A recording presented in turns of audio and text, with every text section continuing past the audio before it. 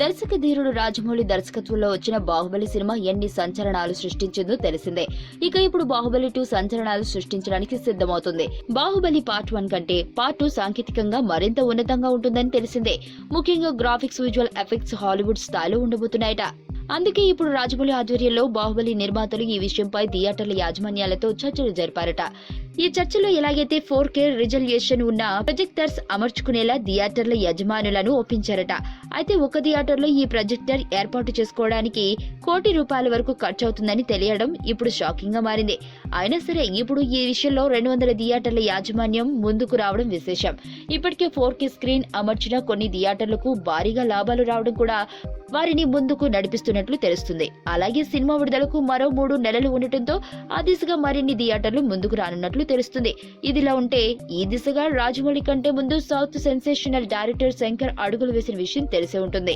Robo sequel 2.0 ను 3Dలో తెరకెక్కిస్తున్న శంకర్ దేశంలోని ప్రతి ప్రేక్షకుడు ప్రపంచ స్థాయి 3D వినోదాన్ని ఆస్వాదించాలని మెజారిటీ థియేటర్లు 3D హంగులు అమర్చుకునేలా యాజమాన్యాలతో సంప్రదింపులు కూడా జరిపారు.